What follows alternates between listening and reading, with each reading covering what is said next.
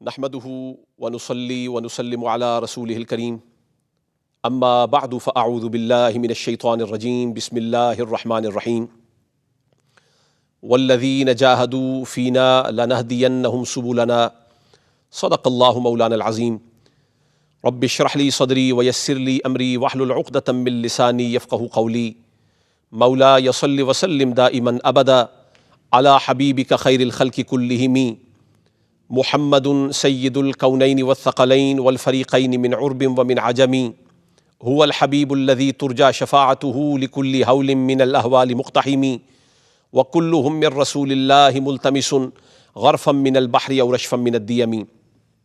معزز ناظرین کرام، سامعین عظام، اللہ تعالیٰ کی توفیق خاص کے ساتھ ہم ان نورانی نشستوں کے اندر حضرت خواجہ معین الدین حسن سنجری خواجہ غریب نواز رحمۃ اللہ تعالی علیہ آپ کی نورانی زندگی کے عظیم نور سے اپنی زندگی کے تاریک گوشوں کو روشن کرنے کا سامان کر رہے ہیں۔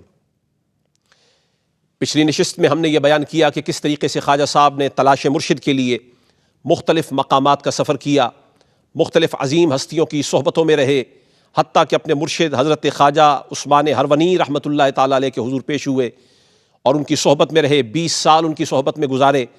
پھر لاہور تشریف لائے، حضرت خواجہ علی بن عثمان حجویری داتا گنج بخش رحمۃ اللہ تعالی علیہ کے حضور آپ نے چلا کاٹا، اور پھر یہاں سے آپ دلی تشریف لے گئے، جہاں پر کثیر لوگ آپ کے دست حق پرست پر مسلمان ہوئے، آپ کی بیعت میں داخل ہوئے۔ آپ نے ان لوگوں کو حضرت خواجہ قطب الدین بختیار کاکی جو آپ کے مرید خاص تھے، آپ کے خلیفہ ہیں، ان کے سپرد کیا، اور آپ پھر اجمیر کی طرف تشریف لے گئے۔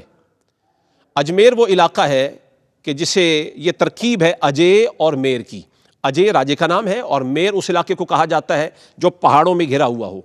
اللہ نے اپنے اس کامل ولی کی ذمہ داری اس علاقے میں لگائی تھی، اور یہ ذمہ داری مدینہ شریف سے لگی، اور یہ ذمہ داری مرشد برحق نے لگائی۔ خواجہ صاحب جب اجمیر کے علاقے میں تشریف لائے تو آپ نے اپنے بیٹھنے کے لیے جس جگہ کو منتخب فرمایا وہ ایک درختوں کا جھنڈ تھا، جہاں آپ قیام پذیر ہو گئے۔ اور یہ علاقہ بھی راجے کا تھا، اور راجہ بڑا ظالم آدمی تھا، اور راجے کا نام تھا پرتھوی راج چوہان، یا راجہ پتھورا بھی اسے کہا جاتا ہے، پتھورا رائے بھی کہتے ہیں۔ یہ اس کا علاقہ تھا۔ اس کے ملازمین دوڑے چلے آئے، جب انہوں نے دیکھا کہ خواجہ صاحب اور ان کے کچھ مریدین آپ کے ساتھ ہیں، وہ ان درختوں کے نیچے بیٹھ گئے تو انہوں نے بدتمیزی کی اور نازیبا طریقے سے پیش آئے۔ وہ کہنے لگے یہاں سے اٹھیے، تو خواجہ صاحب کے مریدین انہوں نے یہ کہا کہ یہ اللہ کے بندے ہیں، فقیر ہیں، درویش ہیں، ولی کامل ہیں، ان کو اذیت نہ دی جائے، انہیں بیٹھا رہنے دیا جائے۔ لیکن ملازمین نے جب اصرار کیا تو خواجہ صاحب نے فرمایا کہ اٹھانے کی وجہ کیا ہے؟ انہوں نے کہا یہاں راجے کے اونٹ بیٹھتے ہیں، آپ یہاں نہیں بیٹھ سکتے، کوئی اور جگہ اختیار کر لیجئے۔ تو خواجہ صاحب نے فرمایا اچھا یہاں اونٹ بیٹھیں گے تو پھر اونٹ ہی بیٹھیں گے۔ خواجہ صاحب وہاں سے اٹھ گئے، کسی اور جگہ پر تشریف فرما ہو گئے۔ شام کو جب لا کے انہوں نے اونٹ باندھے اور صبح تک وہ بندھے رہے، اور صبح ملازمین نے آ کے اونٹ کھولنے چاہے تو کیا دیکھتے ہیں کہ اونٹ اٹھنے کا نام نہیں لیتے، اونٹ کھڑے ہی نہیں ہوتے۔ تو انہوں نے جا کے راجہ کو بتایا کہ وہ جو فقیر اور درویش آئے تھے جنہیں ہم نے زبردستی وہاں سے اٹھایا، ان کے اٹھانے کے بعد اب ہمارے اونٹ یہاں سے اٹھتے ہی نہیں۔ تو کہا گیا جا کے ان سے بات کی جائے تاکہ اونٹ کھڑے ہو جائیں۔ خواجہ صاحب کے پاس آئے اور معافی مانگی کہ شاید ہم نے آپ کو تکلیف دی ہے، تو آپ مہربانی فرمائیں اور تجاوز فرمائیں اس معاملے سے جو ہم سے سرزد ہوا۔ خواجہ صاحب نے فرمایا اچھا یہ بات ہے، تو ہم نے کب منع کیا ہے کہ یہ نہ اٹھیں؟ بس یہ بات خواجہ صاحب کے منہ سے نکلنے کی دیر تھی کہ اونٹ اٹھ کے کھڑے ہو گئے۔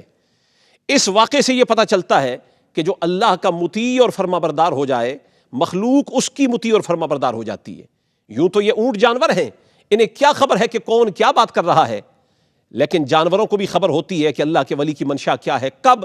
جب ولی اپنے رب کا مطیع اور فرما بردار ہو جائے اور اس کے حکم کے مطابق چلنے لگے، جس کا من رب کے مطابق ہو جائے، جس کا ظاہر و باطن رب کے مطابق ہو جائے اس کے حکم کے، اس کی پھر ہر منشا رب تعالیٰ پوری فرما دیتا ہے۔ خیر، اسی جگہ ایک تالاب بھی تھا جسے انا ساگر کہا جاتا ہے۔ خواجہ صاحب وہاں تشریف لے گئے کہ میں وہاں سے وضو کر لوں۔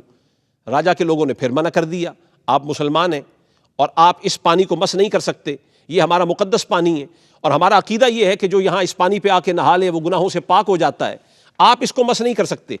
تو خواجہ صاحب نے اپنے ایک مرید کو فقط یہ کہہ کے فرمایا کہ جاؤ جا کے انا ساگر لے آؤ، ایک مشکیزہ دے دیا۔ وہ مشکیزہ لے کے چلا گیا، انہوں نے اجازت دے دی کہ ایک مشکیزہ پانی کا بھر لیا جائے۔ خیر جو ہی مشکیزے کا منہ پانی کے ساتھ لگایا، سارا تالاب سمٹ کر اس مشکیزے کے اندر آ گیا۔ جب انہوں نے یہ ماجرا دیکھا تو دوڑے چلے آئے اور چیختے چلاتے روتے ہوئے یہ کہنے لگے کہ ہم تو پیاسے مر جائیں گے، ہمارے جانور مر جائیں گے، ہمارے بچے پیاسے مر جائیں گے، یہ تو پانی ہی ختم ہو گیا۔ تو خواجہ صاحب نے فرمایا پھر ہمیں اس پانی تک رسائی سے روکو گے تو نہیں، ہمیں منع تو نہیں کرو گے؟ وہ مان گئے، انہوں نے وعدہ کر لیا کہ آپ کو آئندہ روکیں گے نہیں۔ تو خواجہ صاحب نے اپنے مرید سے فرمایا جاؤ جا کے یہ مشکیزہ واپس تالاب کے اندر ڈالاؤ۔ جو ہی وہ مشکیزہ لے کے تالاب پر پہنچا، مشکیزے کا منہ تالاب کے ساتھ لگایا، سارا پانی جو کا تو واپس آ گیا۔ یہ خواجہ صاحب کی کرامت ہے۔ لیکن اس سے بتانا یہ مقصود ہے جو اللہ کا فرما بردار ہو جائے، اللہ کی مخلوق اس کی فرما بردار ہو جاتی ہے۔ یہ کرامات کیوں ظاہر ہو رہی ہیں؟ اس لیے کہ اللہ نے اسی علاقے میں اپنے اس ولی کی عظمت کو منوانا ہے، اور جس ولی کی عظمت کو منوانا ہے اسی ولی کے ذریعے سے اللہ نے اپنی توحید کو منوانا ہے۔ لہٰذا اس ولی کی عظمت اور اس ولی کی بلندی اور رفعت کو منوا کر اللہ تعالیٰ نے لوگوں میں نور اسلام کو پھیلانا تھا، اور یہی ہوا۔ خواجہ صاحب سے کرامات کا کثیر کرامات کا صدور ہونے لگا، اور راجپوتانہ کا علاقہ، راجستھان کا علاقہ، اجمیر کا علاقہ خواجہ صاحب کی کرامات کو دیکھنے کے بعد اسلام کی طرف راغب ہونے لگا۔ کسی مسلمان کے سامنے اولیاء کی کرامت کو پیش کیا جائے تو وہ جوں کا توں من وعن اسے تسلیم کر لیتا ہے، لیکن کچھ ایسے لوگ ہیں جو عقل کے بندے ہیں، جو سائنس کے بندے ہیں، جو دنیاوی تعلیم ہی کو معیار سمجھتے ہیں، ہر شے کو سائنس کے ترازو پر تول کر وہ قبول کرتے ہیں، وہ کرامات اولیاء کو یوں ہی تسلیم نہیں کرتے۔ تو ان کے لیے میں ایک ایسی کرامت پیش کر رہا ہوں جو ایک ٹھیٹھ سائنس کے بندے کے ساتھ بیتی ہے، اور یہ معمولی آدمی نہیں ہے، یہ ہندوستان کا وائسرائے جسے لارڈ جارج کرزن کہا جاتا ہے، یہ 1899 سے لے کر 1905 تک ہندوستان میں برطانیہ کی طرف سے وائسرائے رہا، اور اسے کلی اختیار تھا یہاں پر ہندوستان کے اندر، گویا جو مقام سلطنت میں سلطان کا ہوتا ہے وہ وائسرائے کو حاصل تھا۔ اور یہ معمولی آدمی نہیں، اس لیے کہ یہ سیکرٹری آف اسٹیٹ بھی رہا، یہ سیکرٹری خارجہ بھی رہا، یہ ایئر بورڈ کا صدر بھی رہا، یہ ہاؤس آف لارڈ کا قائد بھی رہا، اور کونسل لارڈ پریزیڈنٹ بھی رہا۔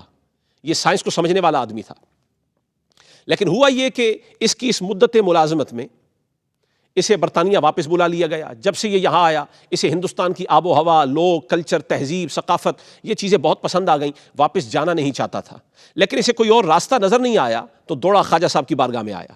مزار پر کھڑے ہو کے اس نے کہا میں نے آپ کا بڑا شہرہ سنا ہے کہ یہاں بلا تفریق رنگ و نسل، بلا تفریق مذہب، ہر ایک کی من کی مرادیں پوری ہوتی ہیں، میں بھی آپ کو تب مانوں گا جب میری مراد پوری ہو جائے۔ خیر یہ واپس چلا گیا، برطانیہ گیا، اس نے رپورٹ کیا اپنے آفس میں واپس کہ میں واپس آ گیا، لیکن جو ہی پہنچا انہوں نے پھر کاغذ اس کے ہاتھ میں تھما دیا کہ جا تیری ڈیوٹی واپس ہندوستان میں لگائی جا رہی ہے، تو اپنے مسند پر پھر متمکن ہو جا۔ یہ واپس آیا اور مان گیا۔ جب مان گیا تو خواجہ صاحب کے روزے کے قریب اس نے ایک مسجد بنوائی، اور ایک تاریخی جملہ بولا جو میں آج کی اس نشست میں آپ کے سامنے رکھنا چاہتا ہوں۔ یہ جملہ کسی مسلمان کا نہیں، یہ جملہ خواجہ صاحب کے کسی مرید کا نہیں، کسی چشتی کا نہیں، یہ ایک عیسائی کا جملہ ہے جو سائنس کو بہت اچھا سمجھنے والا آدمی تھا۔ اس کے ساتھ جب یہ کرامت بیتی تو پھر وہ یہ کہنے پر مجبور ہو گیا کہ بر صغیر میں ایک قبر ایسی ہے جو صدیوں سے حکمرانی کر رہی ہے، جسے برطانیہ نے حکمران بنا کے بھیجا تھا، وہ اپنے منہ سے خواجہ صاحب کی حکمرانی کی عظمت کو تسلیم کر رہا ہے۔ یہ کیوں نہ ہو؟ پچھلی نشست میں ہم نے یہ بیان کیا تھا کہ خواجہ صاحب جب مدینہ شریف تشریف لے گئے تو روزے سے آواز آئی کہ معین الدین، ہم نے تجھے ہندوستان کی ولایت عطا کی ہے، جسے مصطفیٰ ہندوستان کی ولایت عطا فرما رہے ہیں، ان کی اس عظمت، ولایت، سلطانی کا اقرار غیر بھی کر رہے ہیں۔ اور قاعدہ ہے الفضل ما شہدت بہ الاعداء، فضیلت وہ ہوتی ہے جس کا دشمن بھی قائل ہو۔ لہٰذا لارڈ کرزن نے یہ بات کہی کہ یہ قبر جو ہندوستان کے اندر ایک موجود ہے یہ صدیوں سے ہندوستان میں راج کر رہی ہے، یہ مقام و مرتبہ خواجہ صاحب کا ہے۔ تو خواجہ صاحب کی کرامات محض کرامات نہیں ہیں، انہی کرامات کے ذریعے سے اللہ تعالیٰ نے توحید کا نور پھیلانا تھا۔ لارڈ کرزن کے ساتھ جو کرامت بیتی، اس کے بعد یہ بات ظاہر و باہر ہو گئی کہ اللہ تعالیٰ نے اس ولی کے ذریعے سے توحید کا نور پھیلایا ہے، اور یہ ولی اس علاقے میں آ کے جلوہ گزیں ہوا جس علاقے میں لوگ ذات پات میں بٹے ہوئے تھے، مختلف قومیتوں میں بٹے ہوئے تھے۔ یہاں پر ایک دوسرے کو نجس سمجھا جاتا تھا، غلیظ سمجھا جاتا تھا، اچھوت سمجھا جاتا تھا، ایک دوسرے کو مس کرنا بھی ناپسند کرتے تھے۔ لیکن خواجہ صاحب کا کمال یہ ہے کہ آپ نے ہندوستان میں آنے کے بعد انما المؤمنون اخوہ کا چراغ جلایا، لوگوں کو کلمہ حق پڑھایا، لا الہ الا اللہ کی صدائیں روشن فرمائیں، اور پھر ان کو ایک صف میں کھڑا کر دیا، ان اکرمکم عند اللہ اتقاکم کی منزلت پر ان ساروں کو فائز کر دیا۔ یہ کیوں نہ ہو، یہ نائب رسول ہیں، اور نائب الرسول فی الہند ہیں جنہیں مصطفیٰ نے معمور فرمایا ہے. اور حضور وہ ہیں کہ جب آپ مدینہ شریف میں تشریف لے گئے تو اوس اور خزرج کے مابین انتہائی دشمنی تھی. وہ آپس میں وہ خون خرابہ کرنے پہ تلے ہوئے تھے اور کئی قتل بھی ہو گئے. لیکن حضور جب مدینے میں تشریف لے آئے تو پھر قرآن کہتا ہے وَاعْتَصِمُوا بِحَبْلِ اللَّهِ جَمِيعًا وَلَا تَفَرَّقُوا وَاذْكُرُوا نِعْمَةَ اللَّهِ عَلَيْكُمْ إِذْ كُنْتُمْ أَعْدَاءً فَأَلَّفَ بَيْنَ قُلُوبِكُمْ فَأَصْبَحْتُمْ بِنِعْمَتِهِ إِخْوَانًا وَكُنْتُمْ عَلَى شَفَا حُفْرَةٍ مِّنَ النَّارِ فَأَنْقَذَكُم مِّنْهَا. رسول اللہ کی وجہ سے اللہ نے تمہیں باہم شیر و شکر کر دیا. تم تباہی کے دھانے پر تھے اور یہی کام ہوا. ہندوستان میں بھی جب معاشرہ تباہی کے دھانے پر پہنچ گیا تو عطائے رسول نائب رسول حضرت خواجہ معین الدین حسن سنجری نے نگاہ مصطفیٰ سے اور اللہ کی عطا کے ساتھ اس معاشرے میں نور اسلام پھیلایا. پھر محبت کے چراغ جلائے, اخوت کے چراغ جلائے, مساوات کے چراغ جلائے, الفت کے چراغ جلائے, حتیٰ کہ آج جو رنگ و نور ہندوستان میں نظر آ رہا ہے اس میں خواجہ صاحب کا سب سے بڑا کردار ہے. اللہ تعالیٰ خواجہ صاحب کے ملفوظات, خواجہ صاحب کے اقوال, خواجہ صاحب کے احوال کے ساتھ ہم سب کو فیض یاب ہونے کی توفیق عطا فرمائے اور آپ کی تعلیمات کی روشنی میں ہی اللہ تعالیٰ ہماری دنیا آخرت کو سنوار دے. والسلام علیکم ورحمۃ اللہ وبرکاتہ.